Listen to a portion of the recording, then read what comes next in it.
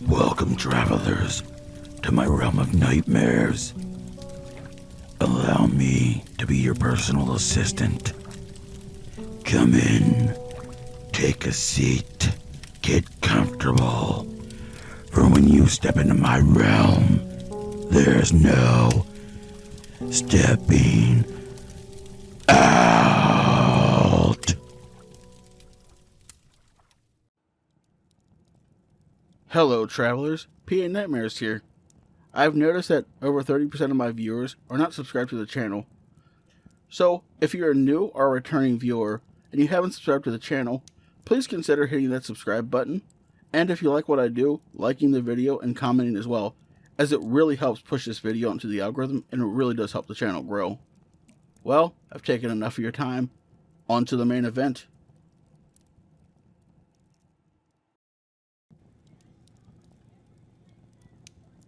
I worked there part-time for a little over 2 years.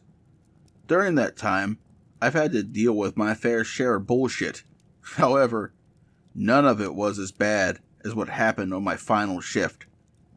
For the first year of my job, I had worked the day shift. That changed when my boss asked me if I wanted to try working at night. Since I was low on funds and admittedly curious about what it was like, I agreed. For the most part, it was a pain in the ass. I'd have to work off the clock because there wasn't enough time to do everything. The only silver lining is that I got to take home the food that was going to be tossed. Plus, I didn't have to deal with customers aside from the occasional one who would show up right before closing. I would say it was an environment that could be pretty chill sometimes. When I got into a rhythm of finishing my tasks, it could be quite cathartic on occasion.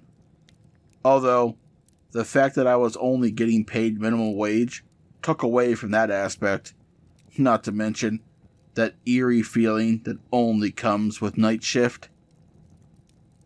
If you've worked a night shift at any fast food place or a convenience store, you probably know what I mean.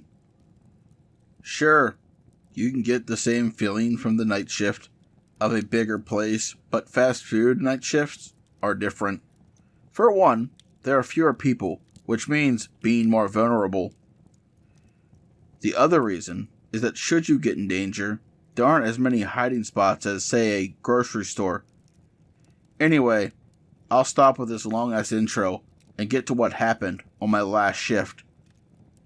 It was me and an assistant manager who I got along well with. His name was Ray. He was on the drive-thru while I worked the back line. I was busy cleaning while he counted money. As I was wiping everything down, he called my attention. "Alvin, since we're only like 10 minutes from closing, you can go ahead and start breaking everything down.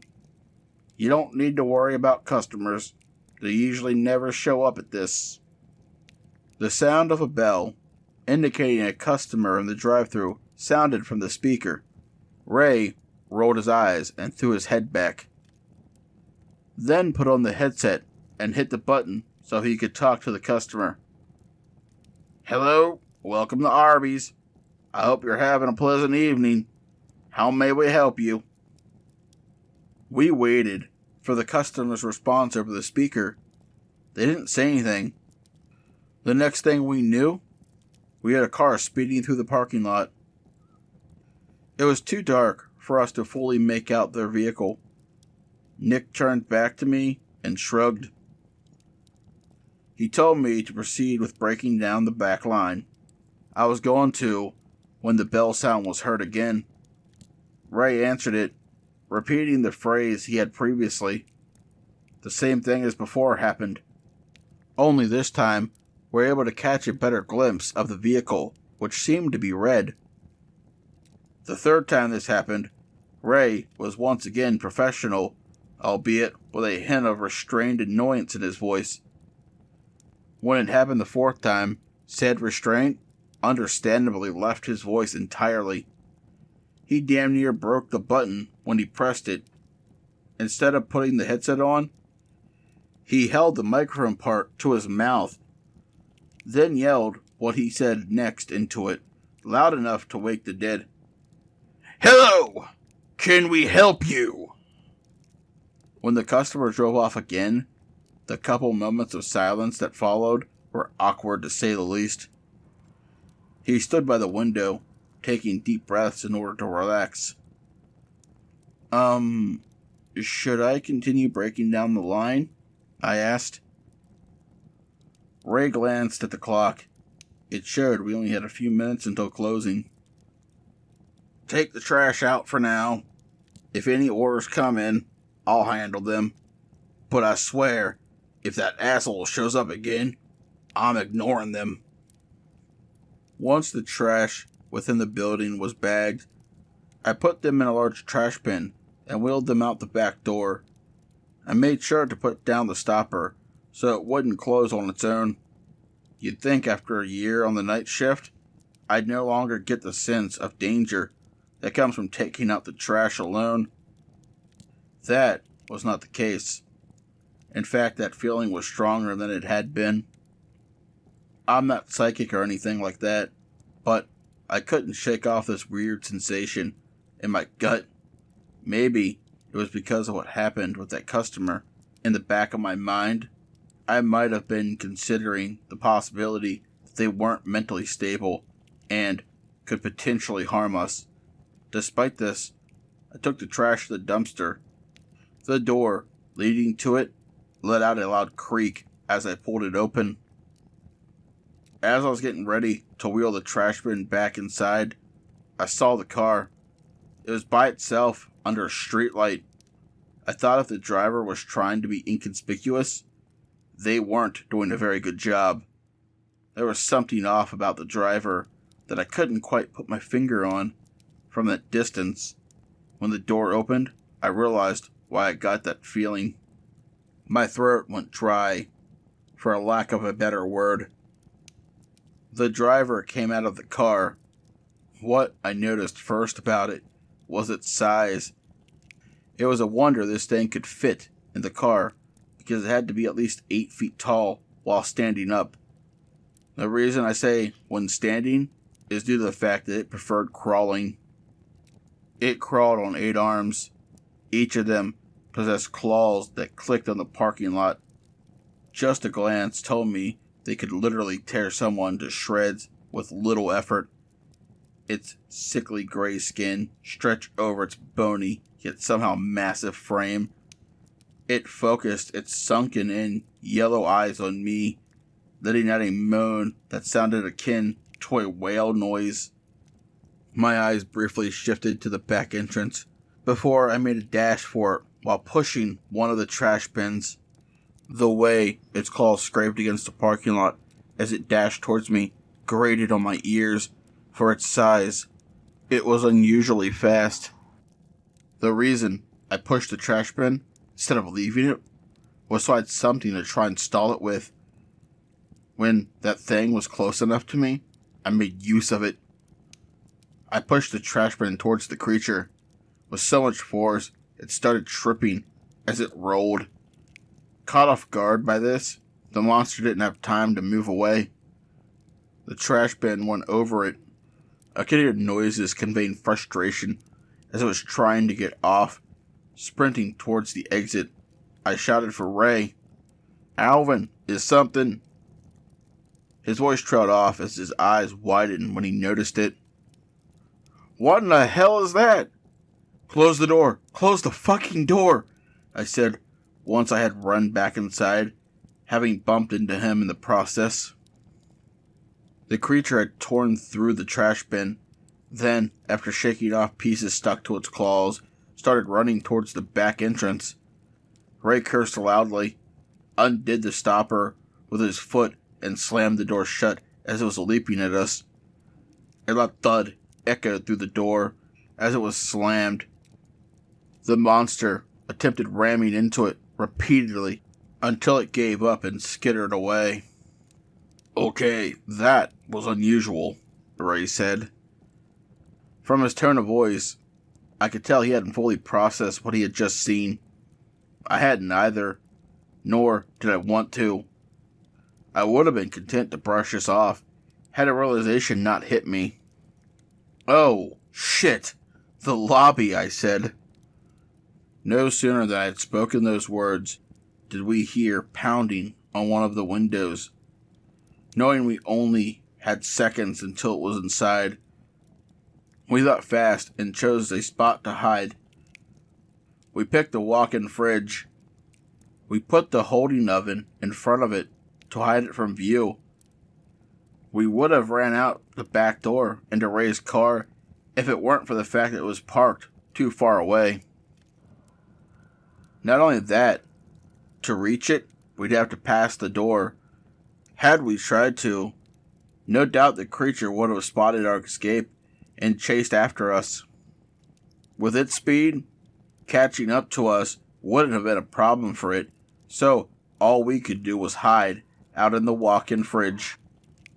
We sat on some boxes, making sure to keep our noise level to a minimum. "So, what do you think this thing is?" I asked. "An alien? Demon? Escaped government lab experiment?" "Fuck if I know. All I know is I want it as far from us as possible." We could hear it making a mess while searching for us. "God damn it, there goes all the cleaning we already did," Ray said.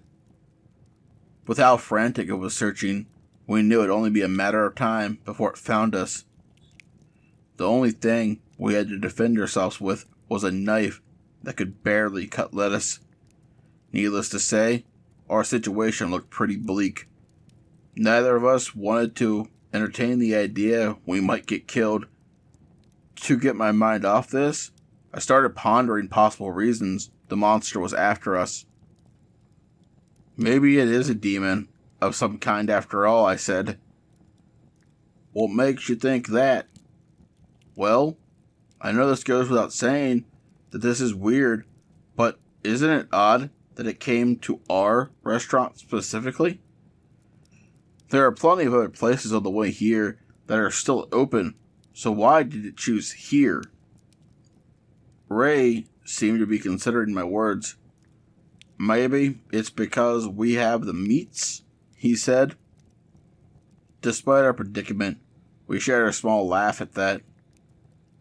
This ceased when an enraged scream reached the walk-in fridge and caused a tense moment of silence to fall over us. "So, is there anything else that would indicate that this thing is a demon or whatever?" Ray asked after a long pause. I thought for a moment. Now that you mention it, what happened at the drive-thru might be another sign. It was. "How do you figure?" "Have you ever heard of any rituals?" "Yeah, mostly in movies." "And do you know how they have weird steps you have to follow?" "What are you getting at?" It got me thinking, what if driving around the restaurant was a ritual, or at least part of one? I know it's a shot in the dark. I've never heard of a ritual that requires someone to drive around a building, but it would explain why it did all that earlier. Not to mention, rituals have a certain phrase or word that's said, like, say, "hello." Ray facepalmed when he realized what I was getting at. "So, you're saying I may have cursed. Wait, if it was already multiple-legged and shift, why did it even bother with the drive-thru? Couldn't it have just smashed through the window and came in right away?" "That is true. Honestly, I'm not sure why it didn't do that to begin with. Oh well, the answer to that is something we can worry about if we survive this." "Yeah, I'm feeling super optimistic about our chances. Do you want to try your phone again?" "What's the point?" "We saw it didn't get any service in here. Speaking of which, why don't you try your phone?" "I left it in the lobby." I stopped myself, from throwing my head back against the door in frustration. "Okay, so much for being able to call," I said. "Maybe not. Why don't you try walking around? You might get some signal that way." Even though I had my doubts that this would work, I figured trying it was better than sitting around. By some miracle, I was able to get a signal while holding my phone to the top left of the door. "Holy shit, I got it! Who do you think I should call?" "The police might take too long." "Wait, I got it. Call my phone." "Why?" "The ringtone might distract it long enough for us to escape out the back door." I could hear the monster steadily getting closer to the door. Knowing this and that I could lose signal at any moment, I went along with Ray's plan. It roared upon hearing his ringtone. Then, from what we could hear, dashed towards his phone. "Go!" Ray said after pushing the walk-in fridge door open. We got so close, we were almost able to escape. Unfortunately, things didn't exactly turn out how we wanted them to. We managed to hit into Ray's car and even start driving off before the monster noticed we were leaving. Unbeknownst to us, however, it was smarter than we thought. "Holy fucking shit!" I laughed. "I'm surprised we managed to make it out of there." The exit to the store was down a long hill that Ray drove along. After exiting the store, he was driving along the road, which the store was above. He would have, of course, turned left, had there not been a buffer between the lanes. "Yeah, tomorrow I'm quitting. I'm only going back to get my phone, and then I'm never going." The creature landed on Ray's car, making the windows shatter and the windshield crack. We screamed, and Ray jerked the wheel to shake it off. It leaped off his car. Only when it did could we see that we were heading straight for a tree. We crashed into it, causing the airbags to deploy, and both of us to pass out. "Oh, my fucking head," I groggily said upon waking up. My blurry vision came into focus. When it did, I saw that I was back in Arby's. If that wasn't bad enough, my arms were chained to the prep table. "Fuck!" I yelled and heard groaning beside me. I turned to see Ray was coming too. "Alvin, is it you? Where are we?" He shook his head and took a look around. "God damn it! Where'd it get chains? Our store doesn't have any." He yanked on his restraints in a futile attempt to free himself. That's simple. We heard a metallic and raspy voice say. I brought them. My breath caught in my throat as the creature came into the kitchen. Its eyes were full of anger and also intense focus. Its breath had a strange copper smell to it. "Wait, you can talk?" I hesitantly asked. No. What you're hearing right now is an auditory hallucination. Yes, I can talk. I must admit, you were almost able to escape. Almost. "What do you want?" Ray asked, trying and failing to keep the fear out of his voice. The claws of its hand clicked against the floor as it scampered over to him. He shuddered as it caressed his face with one of its claws. I was on the edge, knowing it could kill both of us at any moment. My heart nearly stopped when it made a move to stab Ray in the heart, only to stop its hand inches from his chest. It's not what I want. It's who I want. It said. Where is Dennis? "Dennis?" I said in confusion.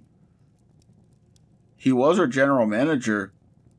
What this thing wanted with him was beyond me. Why do you want to know that? Ray inquired.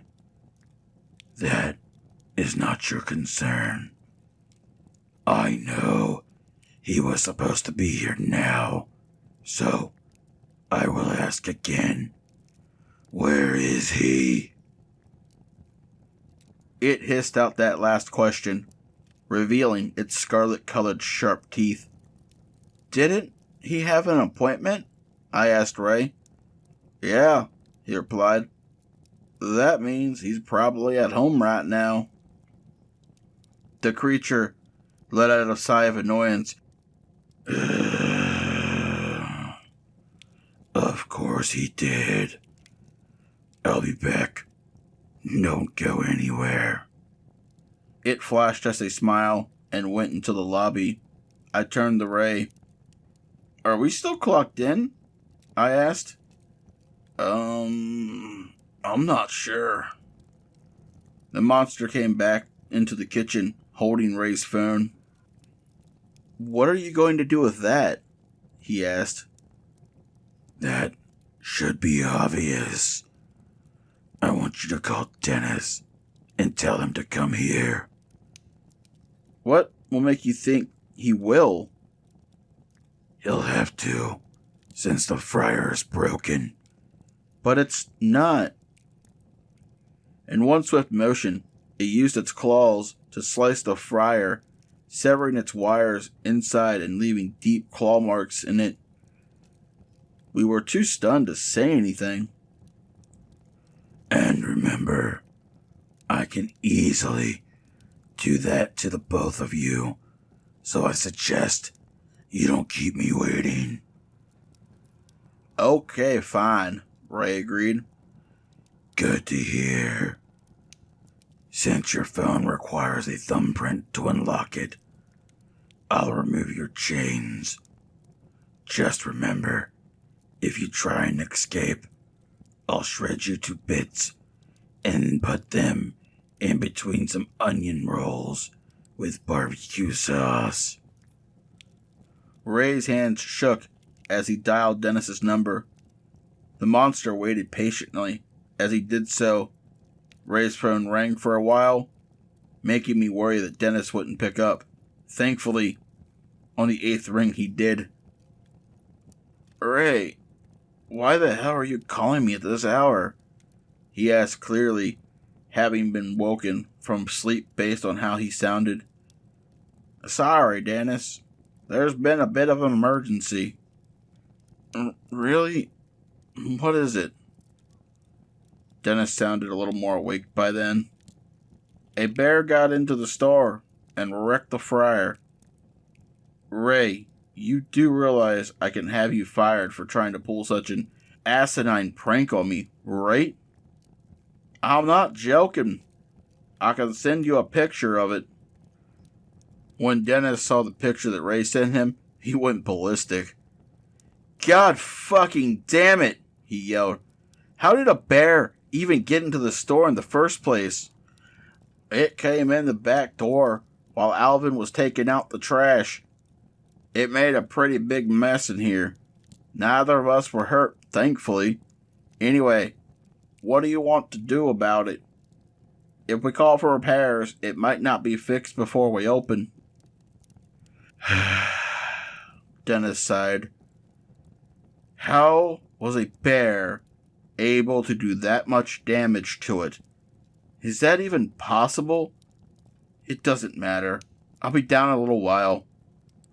Ray's phone beeped, indicating the call had ended. There, I called him. Can you let us go now? He asked. Not yet. There's something I need to get done before he gets here. You two will help me get it done faster. Why should we do that? I asked, raising my voice, to which he gave me a really look and held up one of his claws. Oh, yeah. I can't really tell you much about what he made us do, since I was really tired at that point. Adrenaline only lasts for so long, and when it wears off, after a shift that technically lasted over 10 hours, your eyelids feel heavier than a sack of bricks. What I will say is that it involved us writing some runic symbols with multicolored chalk. These symbols started from the drive-thru and stretched around the store to the parking lot's exit. After that was done, we waited for Dennis in the store. Remember what I'll do if either of you try any funny business, the creature said as we heard Dennis's car pulling into the parking lot. He hid in the kitchen, leaving us to do the talking. Okay, we're just leading our boss to his death, I thought. No pressure. None at all. Oh God, there's no way I'm sleeping tonight. God fucking damn it, Dennis yelled from outside with a toolbox in his hand. Yeah, the bear really did a number on the place, Ray said, rubbing the back of his neck. Why didn't you tell me it broke the window? I said it made a big mess, didn't I? There were a few awkward moments of silence before Dennis replied. Whatever, he said, walking past us. I'll see if I can fix the fryer. If not, we'll have to stay closed tomorrow. The tension was high as he pushed open the door to the kitchen, muttering some curses when he saw the mess in it. I was expecting the monster to pounce on him right away. Instead, he was able to make his way to the fryer with no trouble, aside from having to navigate all the clutter. I was confused at this, and exchanged a glance with Ray. His expression was similar to mine, and he shrugged in response. I think if I can solder these wires back together, it should get the fryer working again, in time for us to open. It won't look pretty, though. It was when Dennis was crouching down to get a better view of the fryer's insides did it come out of hiding. As it turned out, it was hiding in the back room. How it was able to fit in there, given its size, baffled me. I wanted to yell for Dennis to run. I really did. Then I remembered what the monster said it'd do to us if we tried anything. Plus, despite the fact having worked there for 2 years, covering shifts, coming on my days off, and staying well past when I was scheduled to clock out, I was still making under $8 an hour. With that in mind, I didn't really view Dennis as life risk worthy. Dennis, it said. He turned around. When he did, I almost thought he was going to have a heart attack. He was acting as if he had a scream that wouldn't come out. On instinct, he began swinging one of his tools in an attempt to defend himself. It grabbed the tool out of hand and crushed it using little effort. It's been a long time since we last met, it said. Its face was only inches from his. You two know each other? I said, wondering how Dennis could possibly know something so disturbing in appearance. He somehow found his voice again. I don't know this thing. Why would I? Because you made me like this. Do you remember what happened in Vegas? Dennis's eyes lit up with recognition. No, Freddy? That's right. Does anybody want to fill us in here? Ray asked. It answered, not taking its eyes off Dennis. Back in the 90s, he and I worked at the location in Las Vegas. What he proposed was us hitting casinos and betting money we would save it up. We pulled it together. Did you guys lose all the money? I asked it. No. In fact, we won a lot. It all went great until he stole the earnings and left. It pointed a finger at Dennis, poking his chest. Wait, I said. Does that mean You were human before? It does. After telling my wife what happened, she left with the kids. I spent the next 10 years in shelters or on the streets. One night, I was sleeping in the park, and I woke up to him shaking me. Who? I'm not sure exactly what he was. All I knew for sure was that he wasn't human. How could you tell? His eyes were like a snake's. He said one thing to me. That was all it took for me to follow him. He asked if I wanted revenge. Memorizing the ritual that turned me into this wasn't the hard part. The hard part was tracking Dennis down and waiting for the right moment to perform it. Look, Freddy, I'm sorry, he protested. He tried moving towards the door. Freddy grabbed him by the throat, lifting him off the floor. Sorry would have been not running off with the money. Sorry would have been returning the money after realizing the error of your ways. Apologizing over 20 years later, only when your life's on the line, is a desperate plea to save yourself from what you deserve. To be honest, I was not surprised to find you working for this company again. I guess your addiction cost you most of the earnings. Isn't that right? Freddy dropped him to the floor and grabbed him by his legs. Alvin! Ray, help me! Dennis pleaded. I know you need us to, Ray replied. Thing is, we like living, you know. Living, and Freddy here said he'd kill us if we tried anything. Although my opinion of Dennis was really low at this point, I also didn't want him to get killed. With that being said, though, there wasn't really anything we could do to help him. I mean, maybe we could have used the knives. However, that'd be like arming ourselves with a stick while fighting a grizzly bear. We could only watch in terror at what happened next. Dennis began protesting that we'd be fired if we didn't, as Freddy was dragging him out the back door. Dennis' nails scraped against the floor as he tried resisting. He grabbed the door frame and promised us $2 raises if we helped him. Shortly after being yanked away from the door, Dennis was put into Freddy's car. We followed, wondering what exactly was going to happen. Thanks for helping, you two. Freddy grinned, to which we could only nod in response, too frightened by his smile to say anything. His gnarled and sharpened teeth unnerved the hell out of me. What unnerved me even more was how he fit back into his car. He started to stretch himself, the sound of his bones snapping and popping as they rearranged themselves was clearly audible, as he did this enough for him to fit into the driver's side of his car. I suspect this was how he was able to hide in the back room without anyone noticing. He cranked up his car and proceeded to drive to the exit, starting from the drive-thru. The runic symbols his car approached lit up with flames right before he drove over them. Each one was a different colored flame.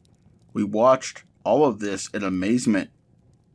All the while we could see Dennis with tears streaming down his face as he banged on the back windshield as he was screaming for our help. The last we saw of him and Freddy was when the car was driving over the last symbol. Its flame was an angry red. Right as Freddy was driving over it, something appeared above his car. I can only describe this thing as kite-like. Its body only vaguely resembled a diamond shape, and its head was similarly shaped. It regarded us briefly with its bright eyes. Honestly, the thing hurt to look at. It was as if we were seeing a living magic eye picture. I'm thinking it was probably a demon or something. Either way, I hope I'm never on the receiving end to whatever it did to Dennis. Its body stretched, enveloping Freddy's car, and it vanished, causing the rune's flame to go out simultaneously as a result. Man, I'd hate to be where he is now, Ray said after some moments of awkward silence. Yeah, I agreed, not having fully processed what I had seen not even a minute ago. By the way, does this make us accessories to murder? Ray thought for a moment. Technically, I think. It won't come as a surprise to learn that we quit that night. Naturally, we had to come up with an explanation for Dennis's seemingly vanishing off the face of the earth. Thankfully, our bare explanation served well. Although it was unusual behavior for one, the police couldn't dismiss the claw marks in the fryer, or the ones on the floor, which meant we avoided any legal trouble. Nobody could really blame us for wanting to quit right away, which saved us the trouble of having to clean up everything. So that's another silver lining in addition to not getting charged with anything, I guess. I talked with Ray sometimes about what happened after we quit. We came to the conclusion that for our safety and sanity, the answer as to what happened to Dennis and what that thing was were best left unfound. Sometimes my mind wanders to the kite thing. I say demon. That's only a guess, though. What I do know is that I will never work for an Arby's again. However, I will still eat there when I can because I think their food is pretty good. Solid fries and tenders.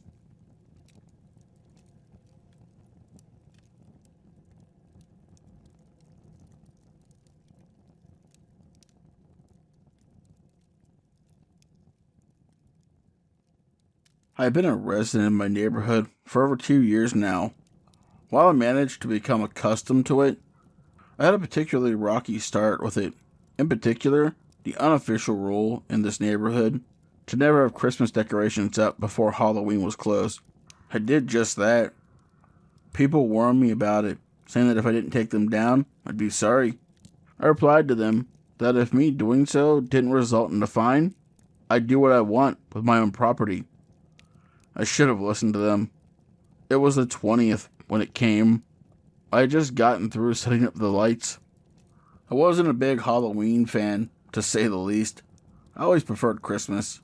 In that regard, I'd always put up my decorations in late October. Sure, I'd get some eye rolls from people passing by. However, nothing really bad would happen to me, not until that night. I stepped back, taking a moment to admire my handiwork. That was when I heard it, up in the night sky. I saw as a silhouette barely illuminated by the moon and stars.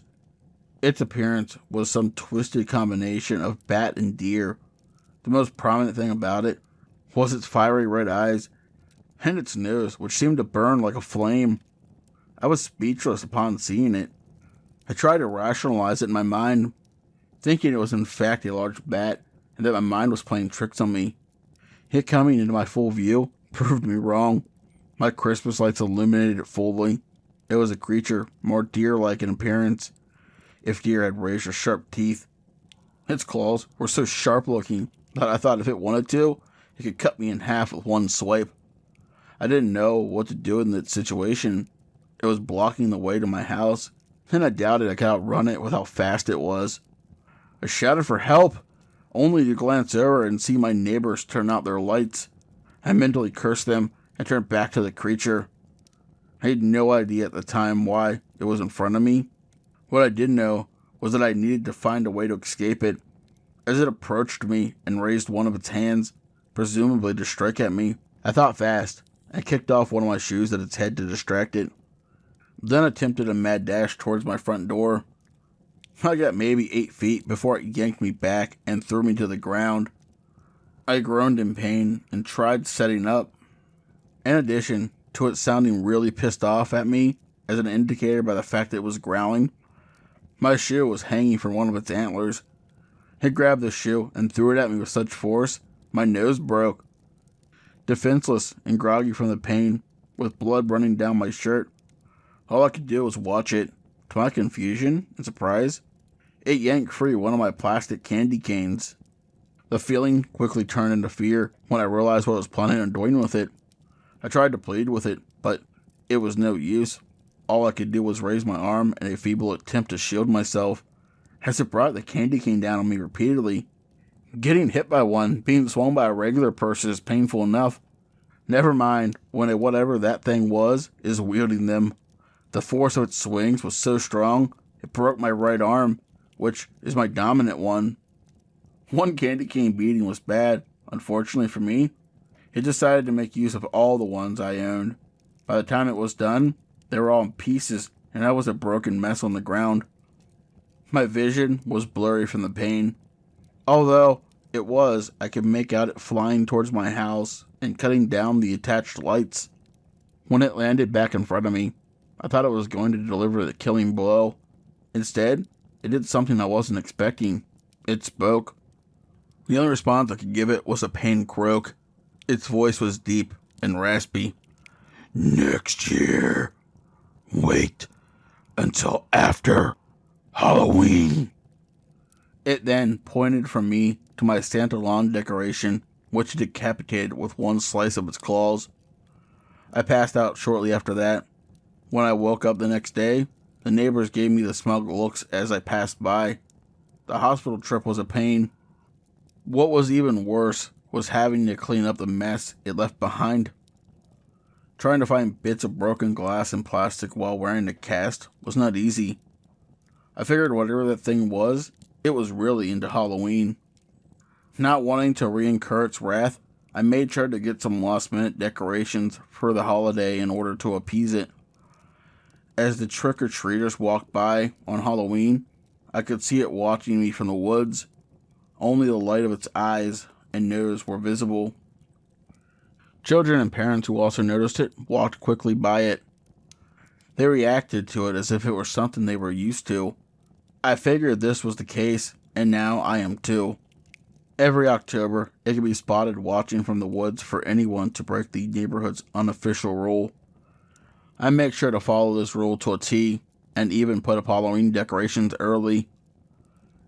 As a result of my experience, I found an appreciation for the holiday. I just make sure I never put up any Christmas decorations until November. I don't know what that thing is or where it came from. All I know is that I don't ever want to get on its bad side again. If you happen to be as big of a Christmas fan as I am and move to my neighborhood, I suggest you heed my warning, or it will come for you.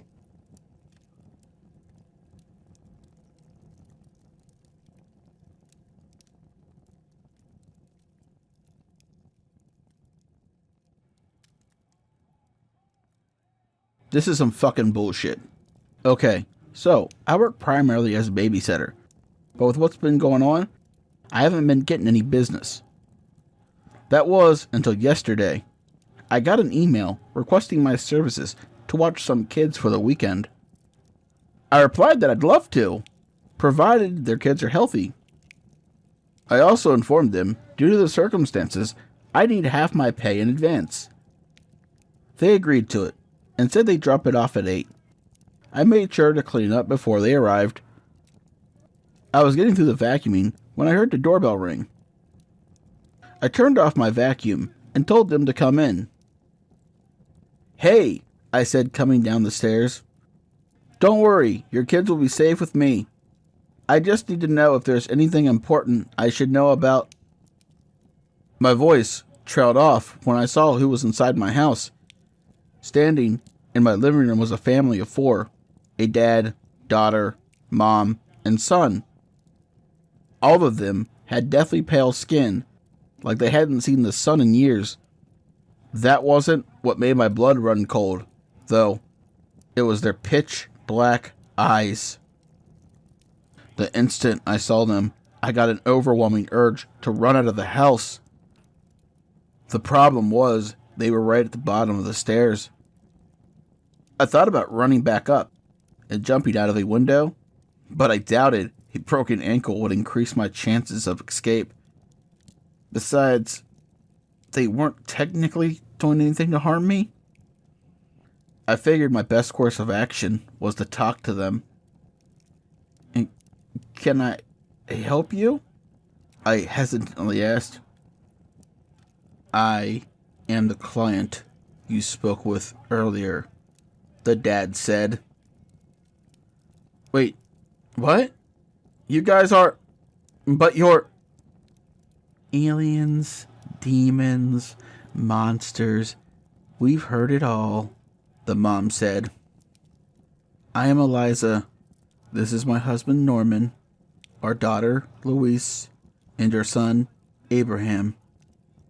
Anyways, now that we've gotten the formalities out of the way, we need you to watch our kids for 5 days while we take care of something. 5 days? But he said that I'd only have them for the weekend, I said, pointing to Norman. And it doesn't matter anyway. I want you all out of my home. I pointed to the door. You aren't in any position to be making demands if you don't want to comply. However, we can show you what happens to our prey, he said. And what would that be exactly? I replied, trying to call his bluff. Norman made a choking motion with his hand. Instantly, I felt like a vice grip was crushing my windpipe. Okay, fine, I choked out. I'll watch them. Good, he said, releasing me. I rubbed my throat. I want the first half of my payment, though. Without a word, the mom reached into her purse and pulled out a large stack of $100 bills. If you do a good job, there's more where this came from, Eliza said. But if we come back to see so much as a scratch on either of them, no hell that you can think of will compare to what we do to you. Yeah, I got it, I softly replied. Good, Norman smiled. His straight, white teeth looked out of place in him. See you in 5 days, he said, and left with Eliza. Words can't describe how awkward the silence was as the kids and I looked at each other. So, is there anything you guys need? No, thank you. We'll let you know if we do, Louise said. Right. I'll be in the kitchen if you do. For the first few hours, nothing really happened. They just sat on the couch and watched TV. That all changed around midnight. I was on my laptop when I heard one of them come into the kitchen. It turned out to be Abraham. Do you need anything? He stared at me for a couple moments with his soulless black eyes. We need you to take us somewhere, he told me. But everything's closed. Not where we need to go. Don't worry, it won't take long. We went in my car, and it began to drive us out of my neighborhood. Where are we heading? I asked. Just keep going. We'll let you know when we're there, Louise said. The place we went to turned out to be the cemetery. I'm afraid to ask, but why are we here? I inquired. Our parents gave us specific tasks to do while they were gone. The first one is here. Right. And what exactly is it that you're supposed to do here? Follow us. Can't I wait here? We need you to come. If you don't, we'll tell our parents you hurt us. But... Fine. I got out of my car and quietly closed the door. We walked into the graveyard, which was dimly lit by some lamps. Abraham and Louise looked around. There, Abraham said, pointing to the tallest gravestone. What do you need from there? I asked once we walked to it. Louise pointed to a shovel resting on a nearby stone. Dig, she told me. Are you crazy? I'm not digging up someone's grave, I said. Before either of them could reply, we heard someone yell at us. "What do you think you're doing?" a man called to me. It turned out to be the groundskeeper. He was too far away to make us out completely. "We're just passing through," I called back. "Then why are you holding my shovel? And why are you parked outside?" "I thought it looked cool and kind of spooky here, and the car's not mine." "Really? Then I guess you won't mind if I have it towed." "No, wait," I pleaded.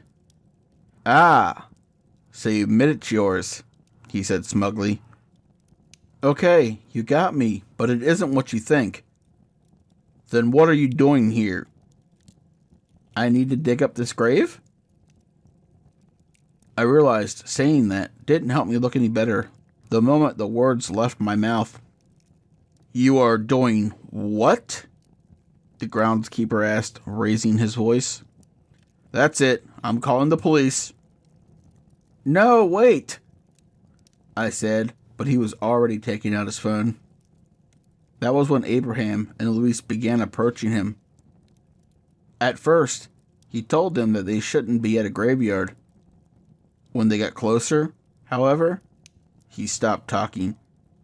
A look of fear came over him, and he tried to run away. The children began levitating off the ground like ghosts. They flew towards the groundskeeper and caught him with ease. Despite him being larger than them, they were able to hold him down with ease. I rushed over to them to try stopping them, but it was too late. When I reached them, I didn't understand what I was seeing at first. My mind registered it after a couple seconds, though. Some sort of black inky substance was shooting out of the kids' mouths.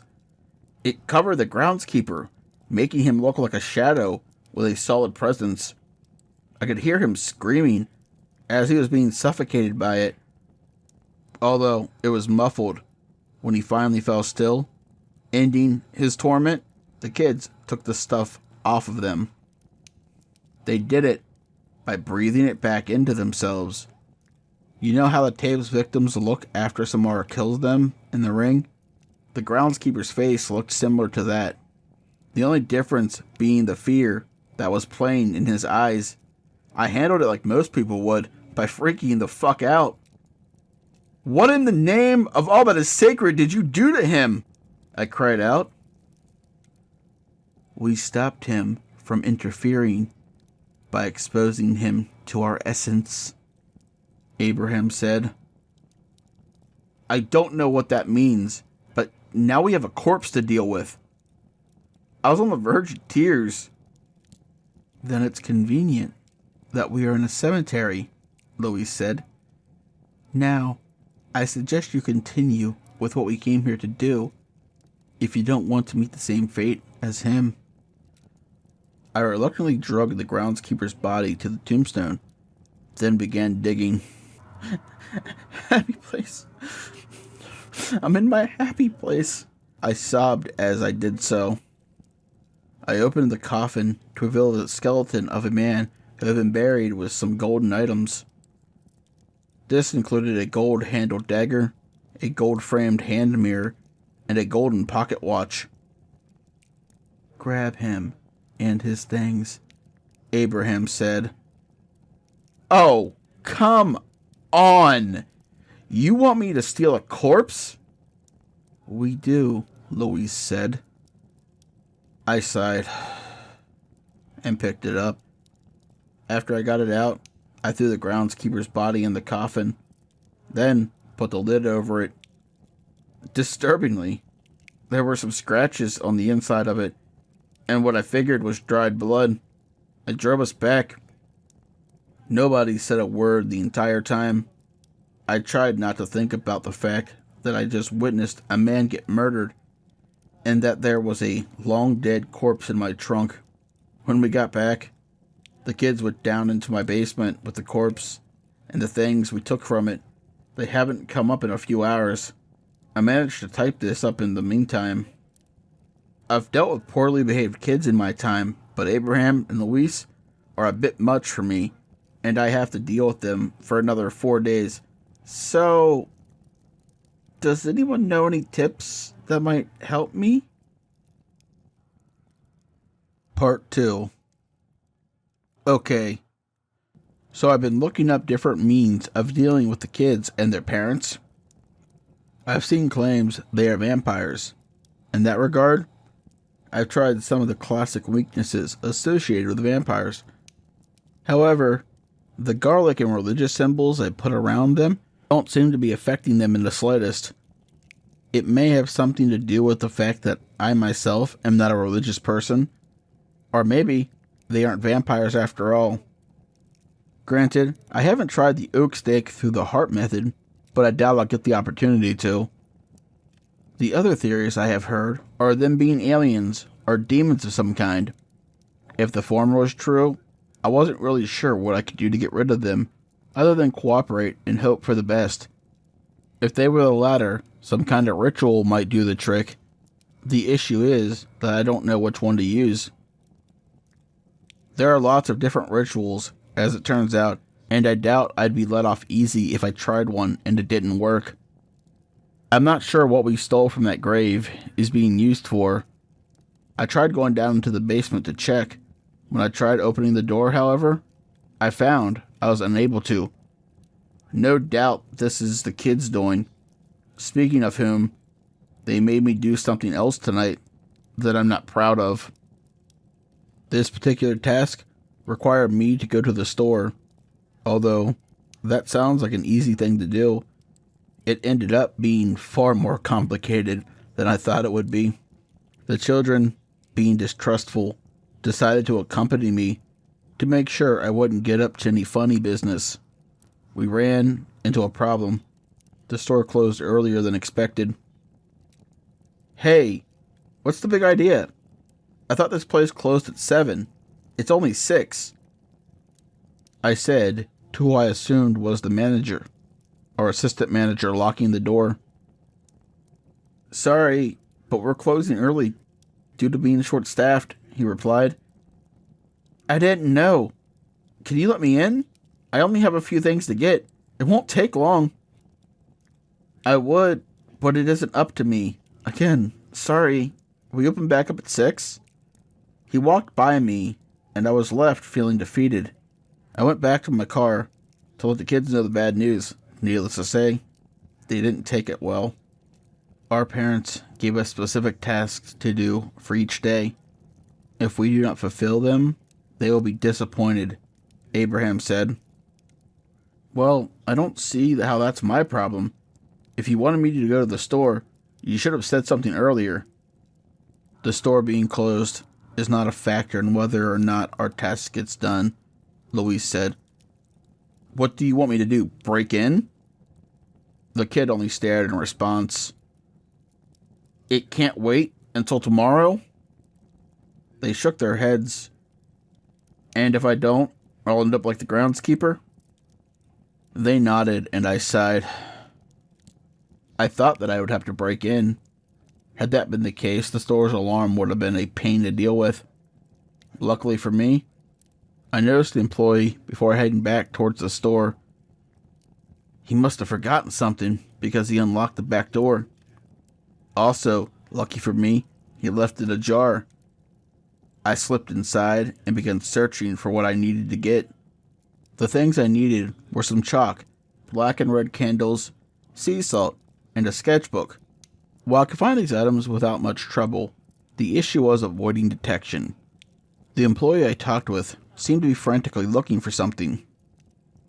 This was a huge pain in the ass, because he was searching in the area of the store the stuff I needed was. I did my best to go unnoticed. However, that was easier said than done. I managed to get everything but sea salt. I went to the aisle they had it. I found it on the top shelf. As I grabbed it, though, I noticed something else. Between the bottles, I grabbed and pulled it off the shelf to find that it was a cell phone. I put 2 and 2 together and figured that it was probably what the employee was looking for. Speaking of whom, found me holding it, which led to a misunderstanding. "What the hell are you doing in here?" he asked. "I already told you we were closed, and... Is that my phone?" "Yes. You were looking for it, right?" He nodded. "And seeing as how I found it, could you do me a favor and ring up this stuff for me?" I handed his phone back to him, and he looked at it and let out a sigh. "Look, I really appreciate you finding my phone for me, but if I ring up any new items, I could be fired. Besides, you aren't even supposed to be in here anyway." "I see. Well, the only thing I can do then..." I abruptly turned and began running towards the exit with the stuff I got. I heard the man curse loudly and run after me. I was able to make it out of the back door. I thought I was going to reach my car and get away scot-free. That was, until I got side-tackled by a police officer. "You got some nerve," he told me. "Wait, you don't understand," I replied, trying to reason with him. "Oh, I understand. You thought you could steal from a store that's already running low on shit people need. We already have enough trouble with selfish assholes who buy 100 rolls of toilet paper in bulk. We don't need shoplifters on top of that." I felt him put handcuffs on me. "Oh, come on. I didn't even take anything important, and I would have paid for it." I gritted in pain from how tight the cuffs were. "Sure you were. Also, chalk, a sketchbook. Most people would only steal what they need in times like this. I guess you're a dumbass on top of being a thief." "I already told you, I'm not a thief, or at least I wasn't trying to be." The cop ignored my words. He planted a foot firmly on my back. He proceeded to pick up the stuff I grabbed. Then he proceeded to hand it back to the employee. That was when I noticed something that made me feel the color drain from my face. The back doors of my car were open, and the children were no longer in it. "Guys, I'm telling you, I need those things," I shouted. The cop cut me off and was telling me to shut up until the employee pointed something out to him. It was that the kids were standing before them. Their features were obscured by shadows. "The hell are a couple of kids doing out so late?" the cop muttered. "They're with me. I told him I'm their babysitter."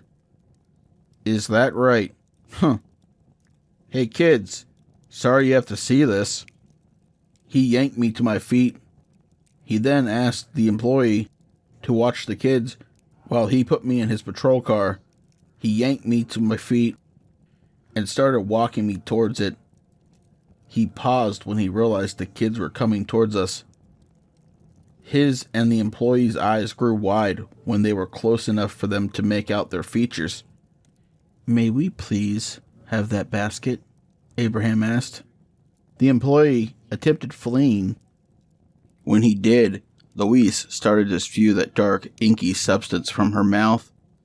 The cop, presumably on autopilot, took out his gun and tried to fire at her.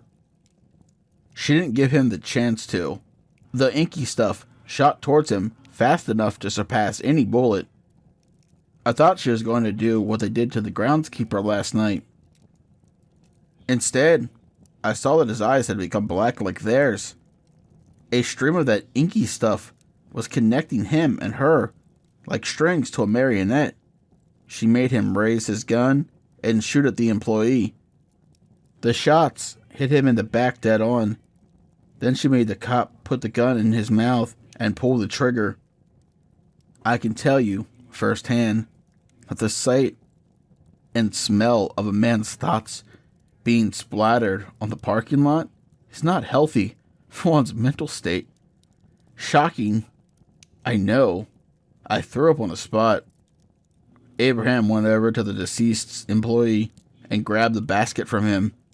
Then he and Luis went back to my car. To make matters worse, in addition to what I just seen, it was in sight of some security cameras. Trying to explain what happened to anyone who saw the footage would have no doubt caused me more trouble.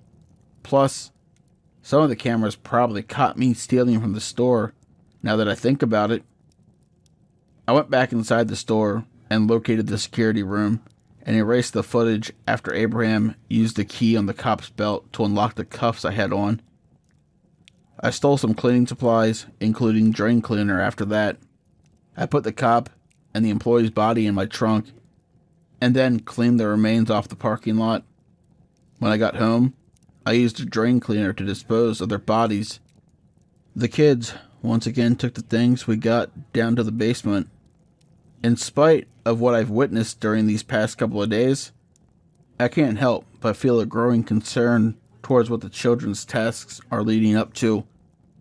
Hopefully, I won't have too many other corpses to dispose of in the process.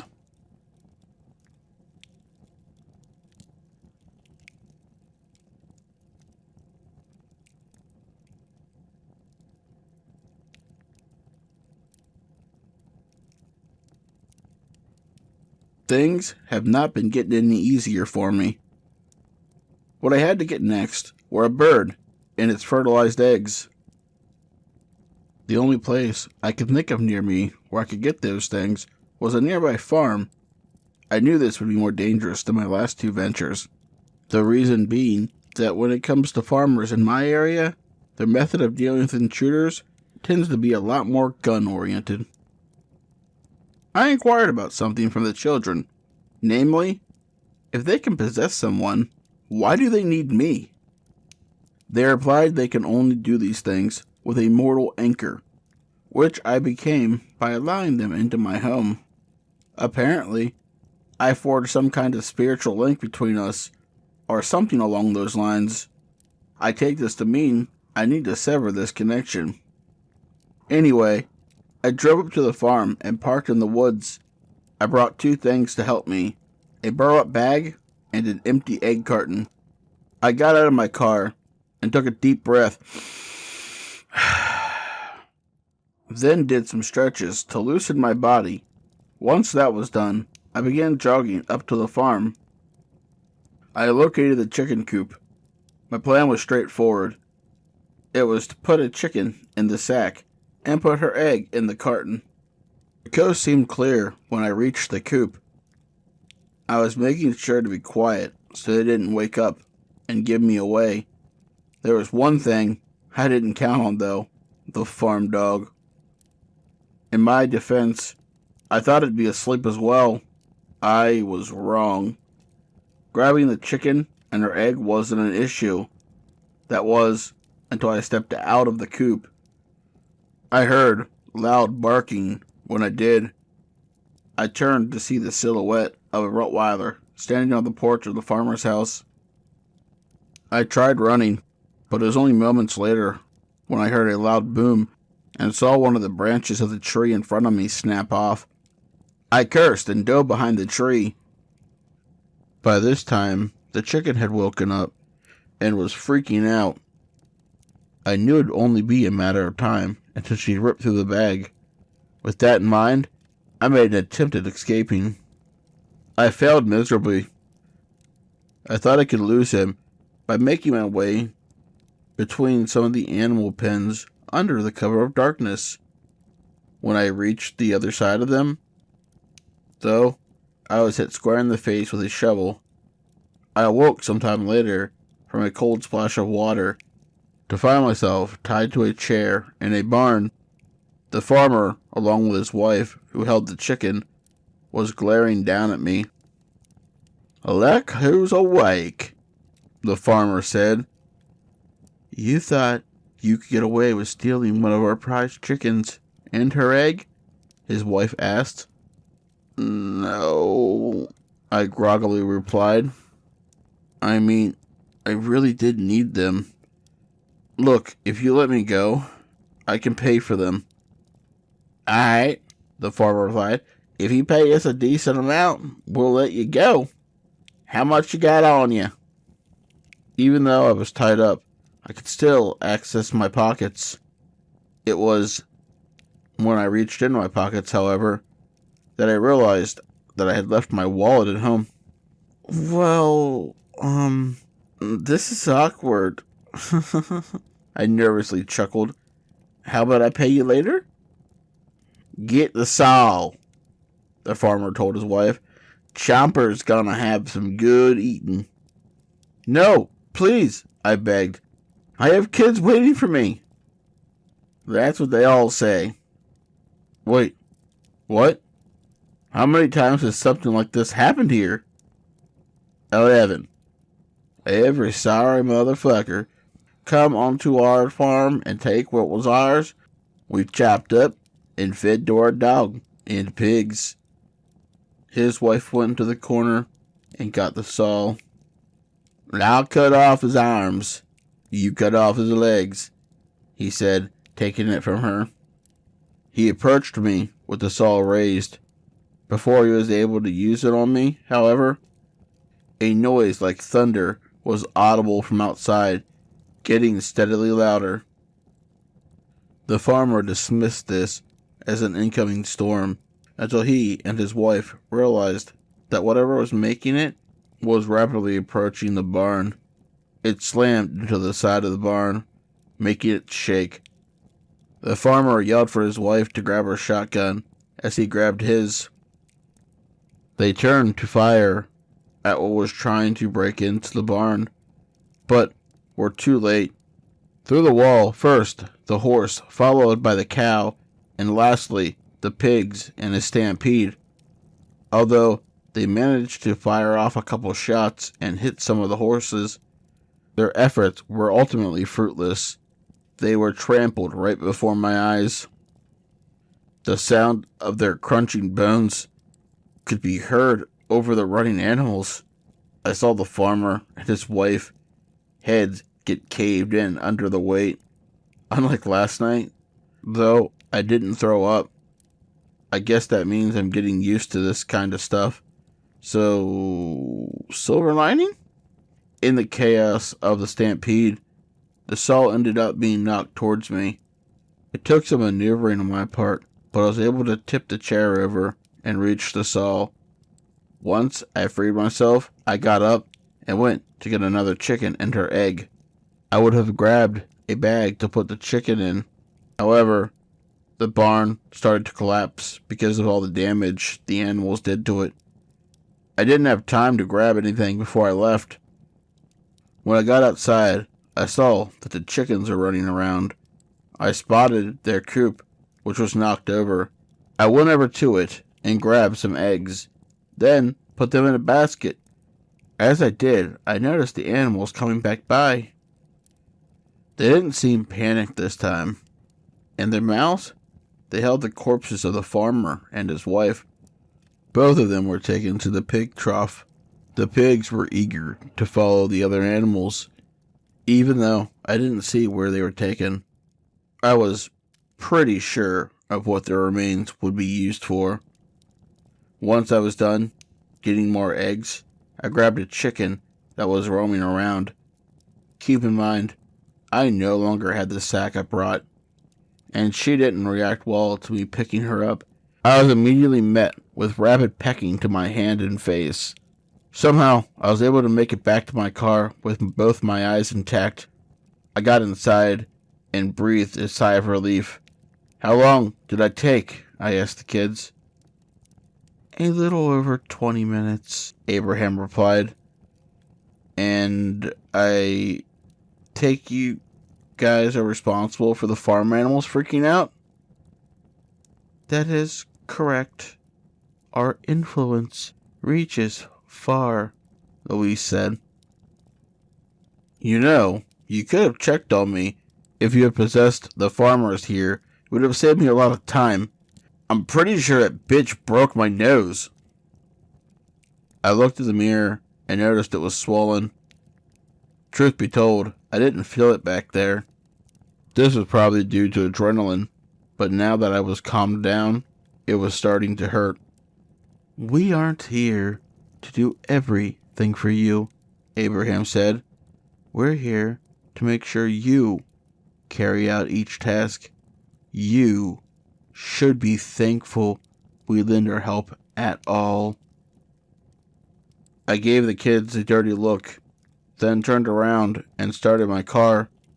The chicken was letting out clucks of protest the entire trip home. When we went back inside, I handed her to the kids. Oddly enough, she calmed down when they took hold of her. "What are you going to do to her?" I asked. "We aren't going to sacrifice her, if that's what you're thinking," Louise said. "We'll be in the basement. Do not disturb us." I watched them go down into it with the chicken and her eggs. Once they were gone, I went to dress my injuries. Man, did that pecking hurt. I swear to God, I'm almost at my limit. I don't know how much more of this I could take. And I still have 2 days left.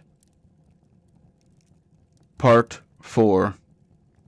Another day, another pain in the ass. I woke up this morning to the kids knocking on my door. I muttered a curse word and groggily climbed out of bed.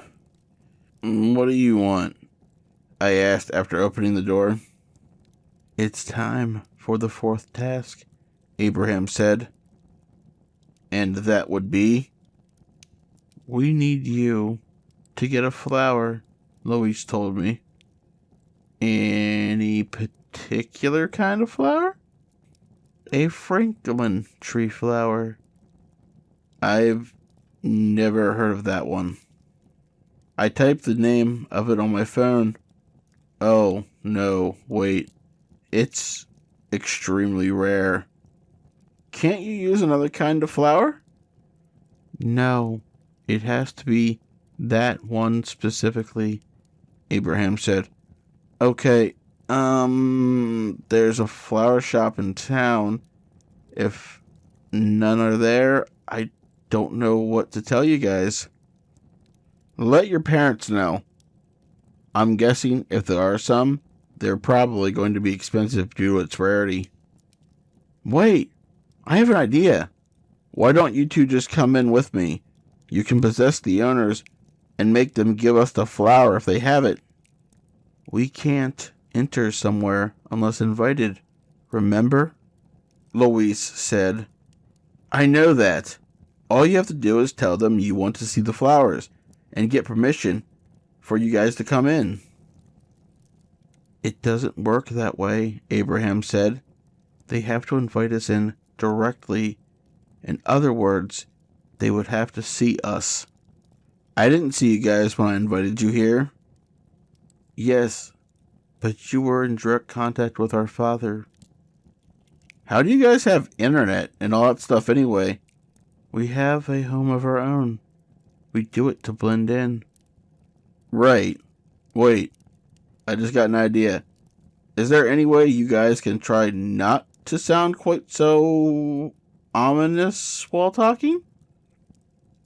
"Like this?" they replied with incredibly forced smiles and tones. "Maybe dial it back a little." "Is this better?" Louise asked. Their smiles weren't as wide, and their voices were a bit softer. "Good. Let me dial the number." I called the flower shop. The owner picked up, and I explained to her that the kids adored flowers and wanted to ask her some questions. They asked her if she had any Franklin tree flowers. She confirmed that she did and asked if they would like to see them. They replied with yes, and were invited over to do so. Once they were done, I thanked the owner and hung up. Now, all we need to do is to address the, how do I put this? Aura of doom surrounding you guys. Any ideas? What I came up with was to say that the kids had photophobia, which is the fear of daylight, not to be confused with photophobia, which is the fear of any kind of light.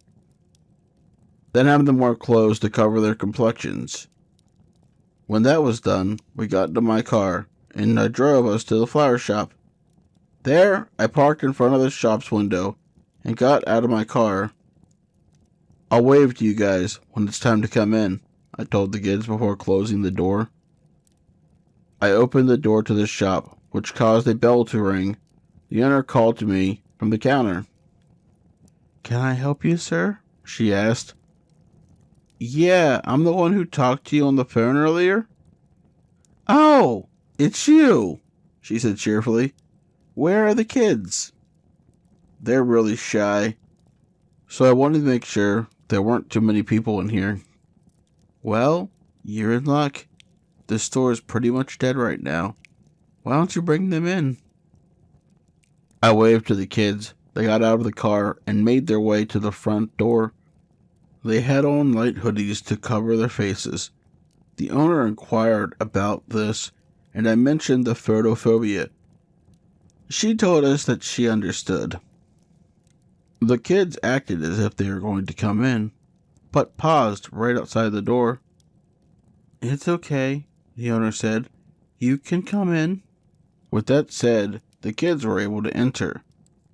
When they did, I noticed a look of worry come over the owner's face, but only for a moment. Her cheery demeanor returned, and she led us behind her shop. There, we saw the tree containing the Franklin tree flowers. What do you think of them? The owner asked. They're really pretty, I replied. Thanks. I hope you two like them. She looked at the kids. We do, very much, Abraham said. May we get a closer look? Louise asked. Of course, the owner replied. The kids went over to the tree and started asking questions about the flowers. I watched and waited for one of them to possess her. I began to grow impatient from them taking so long. At last, a good opportunity came up, and they capitalized on it. Abraham asked if they could hold one of the flowers. The owner replied that they couldn't, but that she could bend down one of the branches so that they could touch the flowers. When her back was turned, Louise started spouting that inky stuff out of her mouth. The owner turned around while holding one of the branches. When she did, that inky substance launched onto her face and started entering her mouth. We heard someone gasp from the doorway. We turned to see a guy was standing in the doorway. He looked from us to the owner, who still had that substance entering her mouth, and tried fleeing. I ran after the man and tackled him to the shop floor. I tried to get him to calm down, but he wasn't having it. He grabbed a small potted plant and attempted hitting me in the face with it. I was able to shield myself. That didn't stop my arms from hurting like hell when it shattered against them. He got up and headed for the door. As he did, I noticed the plants in the store were starting to act strange. They were swaying back and forth in sync with each other. Some of them were moving towards the edge of the shelves they were on. When the man reached the door, which was by the shelves, with the plants slid off of them and fell onto his head. The pots they were in shattered against him. I counted at least 5 of them that fell on his head, maybe even 6. He staggered back and fell unconscious to the floor. That was when I noticed the kids and the owner were back in the shop. You guys did that? I asked. Of course, Abraham replied. I thought you guys could only do that kind of stuff with animals and people. You thought wrong. We have influence over all living things within our vicinity. Right. Well, we need to do something about this. I gestured toward the broken plants and the unconscious man. I know how we can handle this, Abraham said. He then went over to the man and began spouting that inky stuff from his mouth towards him. It started covering the man, as it had with the groundskeeper. What are you doing? I asked. We can't leave a fucking corpse here. Someone will see it. Abraham ignored me and continued. The dark stuff completely enveloped the man and started pulling him away from him. Instead of his face being contorted like the groundskeeper's was, it looked pretty much unchanged. The only thing that was different was the fact that he was still alive and that his expression had changed. He looked as if every last bit of joy had been sucked out, and that's because I'm pretty sure it was. "What the hell did you do to him?" I asked. "All I did was put him in a mental state where he's too depressed to let anyone know of what he saw, or to even want to speak at all, for that matter," Abraham said. "What are you guys?" "We'd like to know that ourselves." We took some of the money from the register and put them on the man. Then the kids pulled their hoods back on, and Louise freed the owner from her control. She was confused about how she was back in the shop without remembering. Then she noticed the man in the mess and asked what happened. I told her that he tried stealing the flowers and her money, but I managed to stop him, accidentally creating a mess in the process. She thanked us and called the police. They arrived shortly later and arrested the man. He was too depressed to defend himself. He just nodded to everything they asked him. The owners thanked us by letting us have 2 of the flowers from the Franklin tree. Then we left and got back in my car. "Well, that could have gone better," I said as I was driving back home. "What do you mean?" Louise said. "We got the flowers and nobody died this time." "I just saw a man get his will to live sucked out of him. Not to mention, he'll probably end up in prison for something he didn't do. I wouldn't say our trip to the store went smoothly." "No matter. We got what we needed.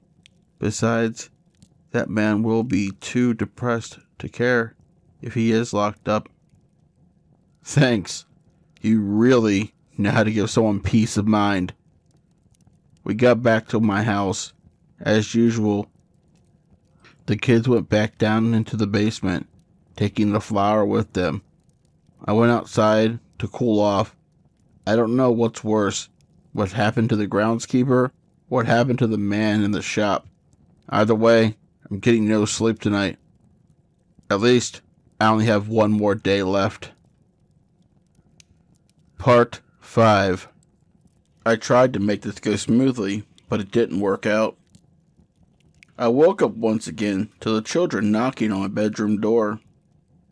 I sighed and took a moment to mentally prepare myself for whatever it was they were going to have me do before opening it up to Abraham and Louise' foreboding gazes.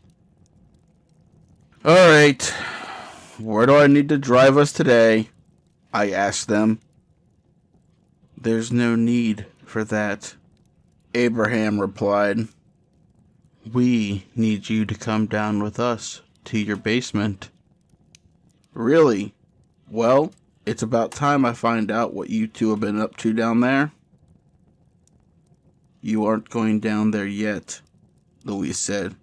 "We need to wait for our parents to come back. They should be here soon." "Finally! They'll take you both home, and I'll be done with this." While I was waiting for Eliza and Norman to arrive, I went downstairs to get some breakfast. As I was plating up the bacon and eggs, I heard a knock at the door. I answered it to find Eliza standing on my porch. "Hello," Eliza said. "How have the kids been?" "Like perfect little angels," I replied, making no attempt to hide the heavy sarcasm in my voice. "Where's Norman?" "He's in the car. Actually, can you open your garage? We brought something that we wanted to show you privately." I knew that what she was referring to wasn't going to be anything good. I opened the garage and closed it once Norman was inside. "What did you guys bring?" I asked him after he stepped out of the car. He took me to the trunk and opened it. Inside, I saw a man and woman were tied up. "Why did you do this?" I asked, starting to panic. "Someone will probably be looking for them. Who are they anyways?" They did something that hurt our family, Norman told me.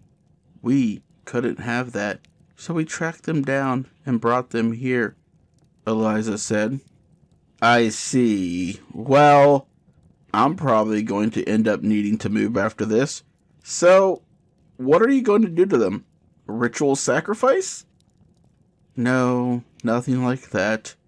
We have something else in mind for them. The kids led us to the basement. There, I was finally able to find out what the stuff was being used for. The body parts of the corpse I stole were scattered inside a large pentagram made of salt with some runes drawn with the chalk and the candles that were lit in it. The items I had collected were within its circumference. At its center was the chicken. She was sitting on top of her egg in an old basket I kept in the basement. Eliza and Norman had the people they kidnapped with them.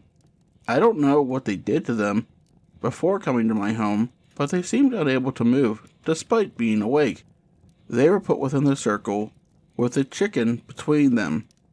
Eliza, Norman, and the kids then joined hands. Step back, please, Norman told me. I did as I was told. While they began chanting, the people they kidnapped looked at me with desperation in their eyes. I could only give them an apologetic shrug in response. There was no way in hell I was going to interfere, knowing what this family was capable of. I know that sounds cowardly, but don't act like you would be any more effective if you were in my place. Anyway, when they started chanting, the other items began levitating and rotating. Norman and the rest of his family shot the inky stuff from their mouths at the same time. It went towards the couple and enveloped them. When it did, the candles' flame began flaring up. They went so high that I'm surprised they didn't burn down my ceiling. While the flames did no damage to my things, they still gave off an intense heat. Actually, saying they did no damage isn't accurate. Even though no damage was done to the things outside the pentagram, the flames did affect the things inside it. That is, except for the couple, the mirror, and the sketchbook. And then again, they were covered in that inky substance, which made it hard to tell. But the muffled screams I heard might have been some kind of indicator. I noticed the mirror was starting to ripple. I could see the faces of two people in it, a man and a woman, presumably another couple. The black stuff scratched and covered the mirror. When it did, the flames went back to normal. Eliza and the others made the black stuff go back into themselves. However, not all of it did. A small portion of it went to the sketchbook. When it cleared, I saw the man was in the mirror and the woman was in the sketchbook. The man pounded on the mirror as some shapes began moving behind him. Even though I couldn't hear what he was saying, the pained expression he made when the shapes grabbed him spoke volumes. I glanced at the sketchbook and realized the woman didn't have it much better. She had a pained expression as well. The shapes surrounding her were drawn, which made them easier to identify. I saw some creatures resembling alligators, lions, sharks, and wolves. All of them were chomping down on her. I looked at the couple's bodies on the floor and saw they were unchanged. Should we burn them? I asked. Burn us? Why would you do such a thing? The man on the floor asked. Before I could reply, he and the woman sat up. Their eyes had become black, like Norman's and the others were. Abraham and Louise smiled. Anybody mind filling me in? I asked.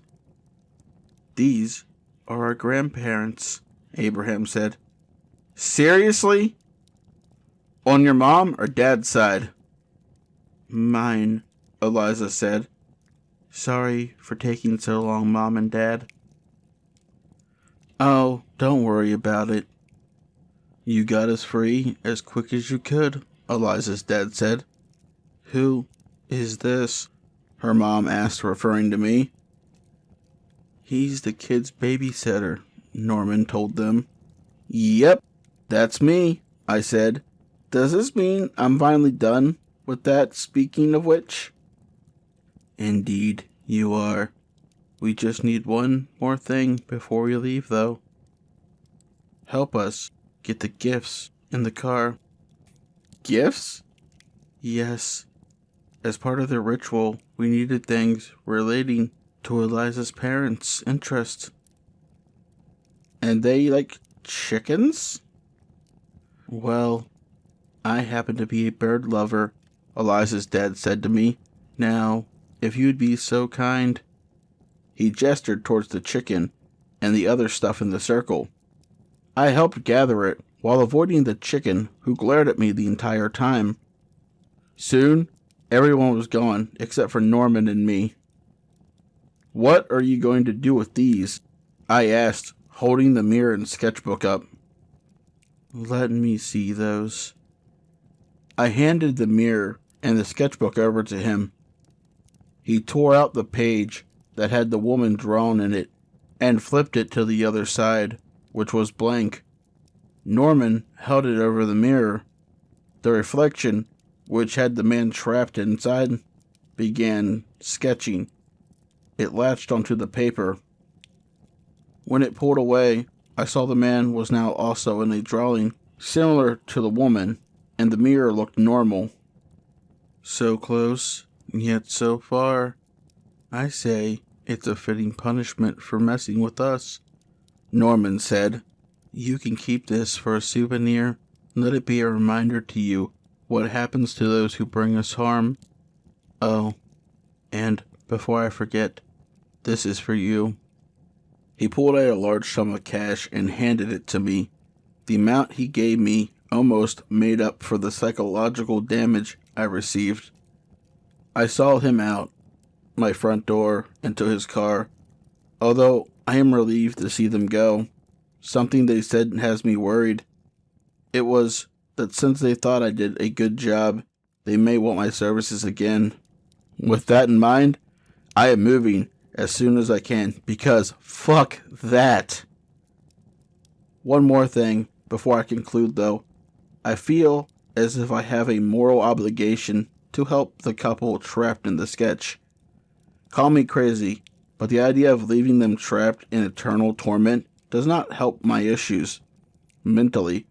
In that regard, I am open to ideas that may help them. There is one positive thing I can take away from this. However, with the money I was paid, I won't need to work for a little while, and I really need a break from all this after, moving and helping the couple.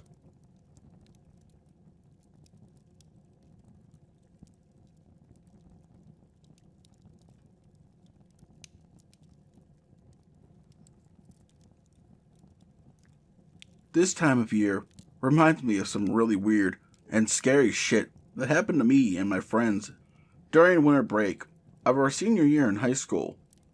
We worked part-time at a local bakery. Although it didn't pay much, it did give us some spending money. Our store was assigned to bake something for our town's Christmas parade. Our boss, Harold, was ecstatic about this. Harry, Tim, we're going to put 100% into this. It has to be perfect, he said. All right, Tim replied. What exactly do you have in mind for us to make?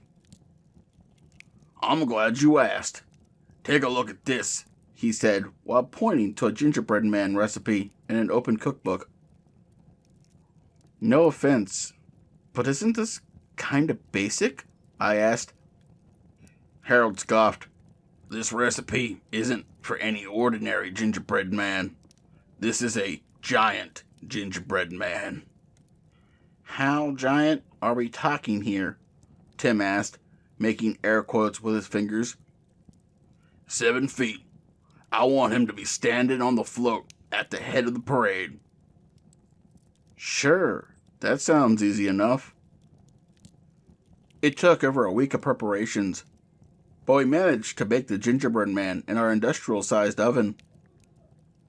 When we finished the job, Harold thanked us profusely and gave us the weekend off.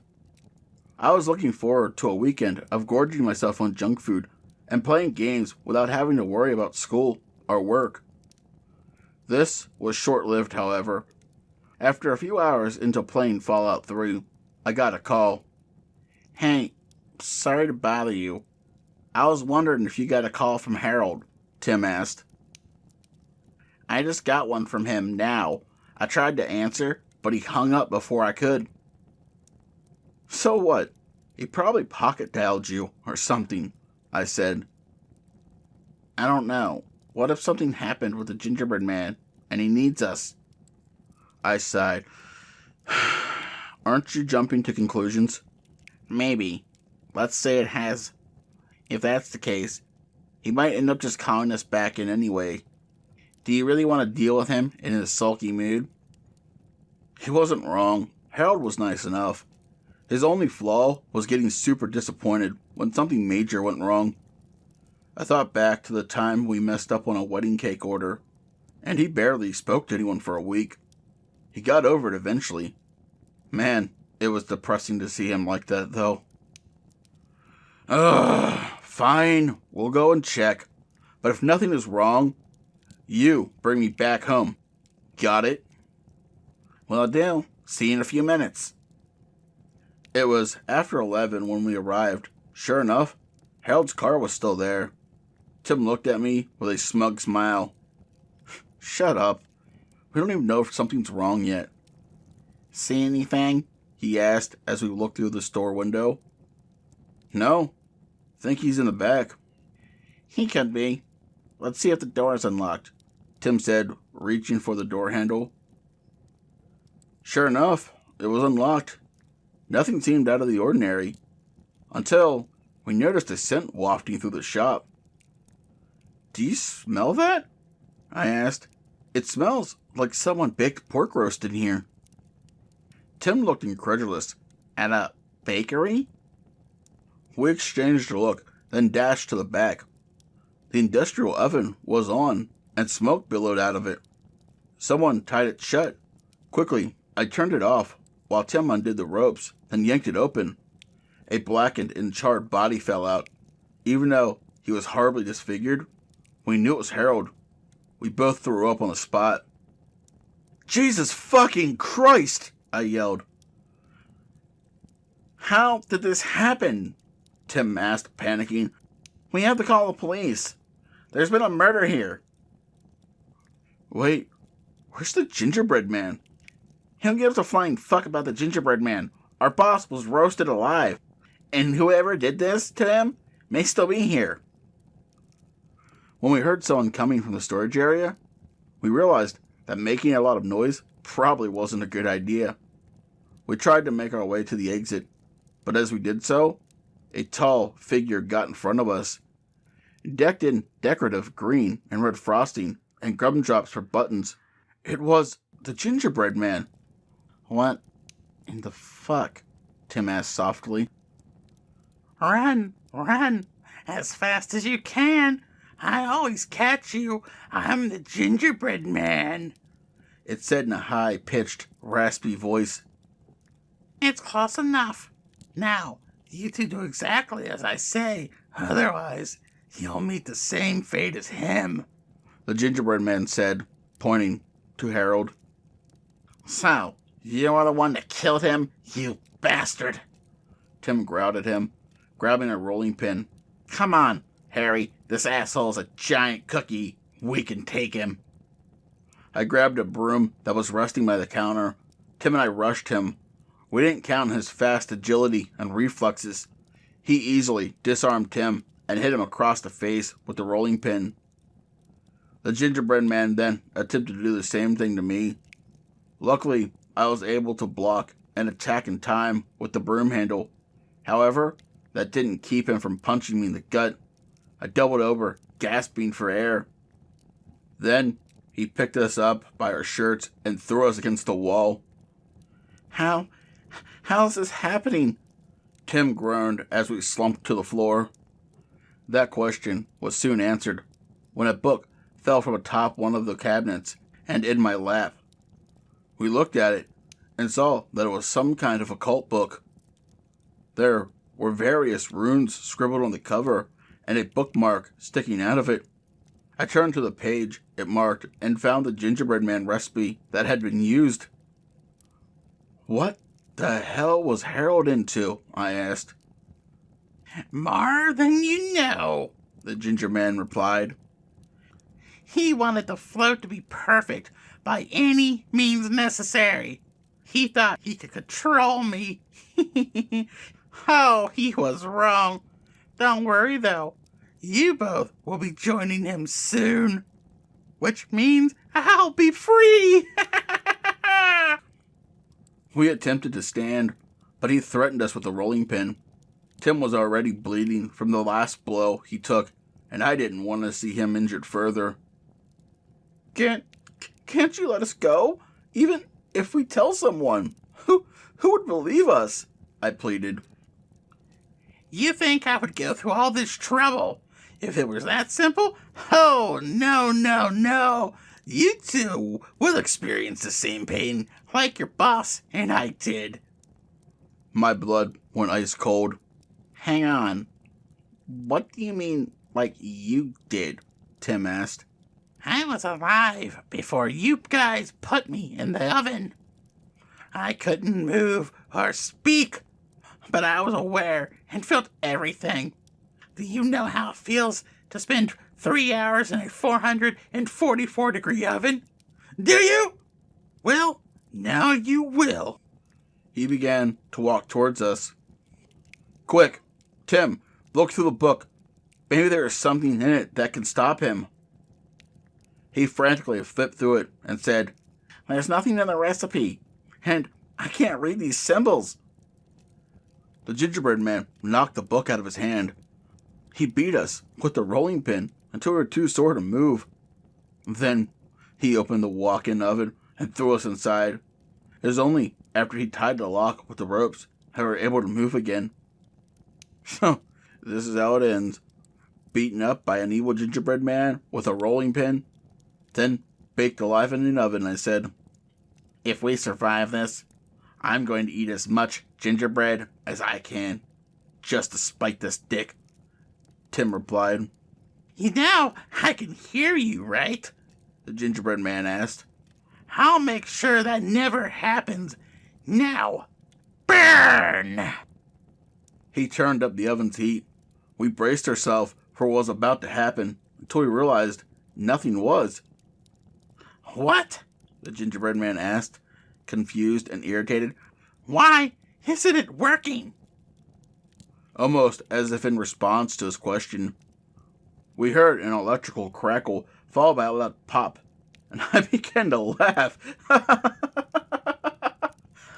What's so funny, asshole? The gingerbread man snapped at me.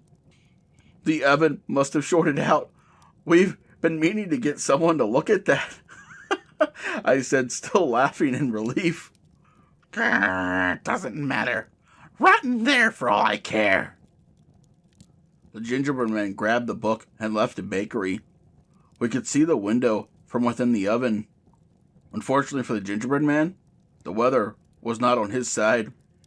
Rain poured from the cloudy sky above. We saw him scream and try to run back inside, but it was too late. He crumpled before he could reach the door handle. The weather was clear when we got here, Tim said. Whatever, let's call someone to free us, I said, pulling my phone out of my pocket. We called the police. I was worried at first that we'd end up getting blamed for Harold's murder. However, they couldn't explain how or why we would trap ourselves in the walk-in oven, or our injuries for that matter. As far as anyone in the town is concerned, his murder remains unsolved, and his killer is still out there. An officer found the book by the remains of the gingerbread man and asked if we knew anything about it. We replied that it was Harold's, but we didn't know anything else about it. After skimming through it and frowning, the officer handed it back to us. Despite what happened, the parade went well. Tim and I worked our asses off to make another, less psychotic gingerbread man in time for it. Even though the town was devastated by Harold's death, Everyone still had a pretty good time. Tim and I occasionally talk about what happened. We considered burning the book, but figured there may be some useful things in it that we can use so long as we are careful. Just remember this: cook your food before you bring it to life, otherwise you may end up like poor Harold.